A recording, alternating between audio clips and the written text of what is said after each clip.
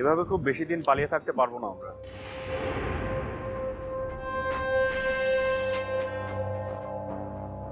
কি ভাবছিস?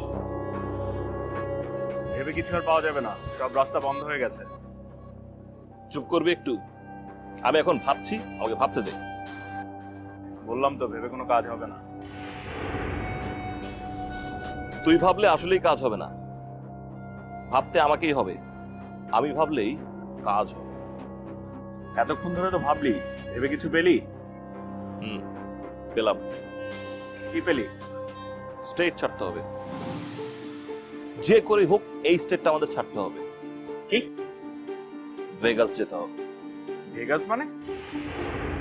লাস ভেগাস? হ্যাঁ। এত দূর যাবে কিভাবে? যেভাবেই হোক যেতে তো হবেই। এয়ারপোর্টে ঢুকতে গেলেই তো ধরা খাবো। আকাশ পথে যেতে না পারলেও স্থলপথে যেতে হবে। কি? তুই কি পাগল হয়েছিস? এত দূর?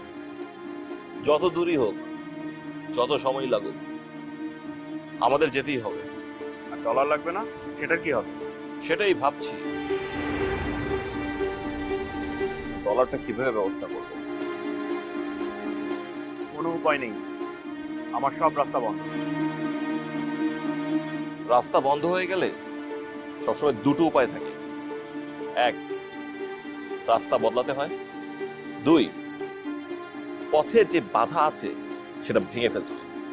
কোনোটাই আমার পক্ষে সম্ভব না।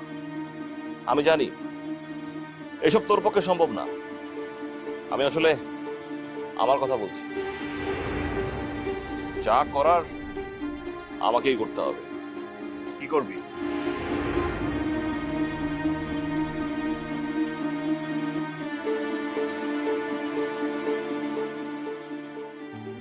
ওরা ওখানে দাঁড়িয়ে এত কি কথা বলে?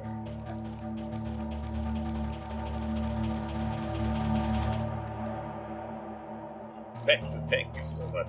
কিন্তু আঙ্কেল, আপনার সাথে এভাবে দেখা হবে আমি কল্পনাই করতে পারি। কিন্তু আপনি আপনি কৌশিক কিভাবে চেনেন? কৌশিক তো কখনো আপনার নাম বলেনি। তাছাড়া মীরার কাছেও তো কখনো আপনার কথা শুনিনি। মীরার নাম শুনলাম মনে হয়। কি হয়েছে মীরার? কি শুনুনি? দেখা দেখো কে এসছে। আঙ্কেল, ও হচ্ছে আমার ওয়াইফ সীমানা। আচ্ছা আচ্ছা। Sir uncle. ওয়ালাইকুম সালাম। উনি হচ্ছেন মাজেদ আঙ্কেল। ও আচ্ছা আচ্ছা, কৌশিকের চাচা, বুঝেছি।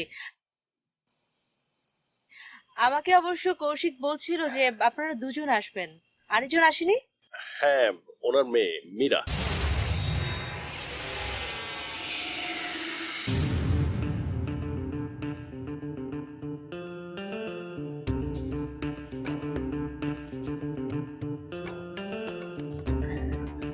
আমি তো তোমাকে বলতেই চাচ্ছিলাম, মাজেদ আঙ্কেল মীরার বাবা। ও তাই নাকি?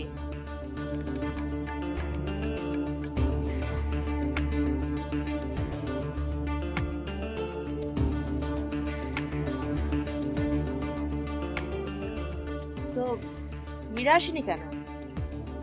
হ্যাঁ, ওর আসার কথা ছিল কিন্তু আসতে পারলো না।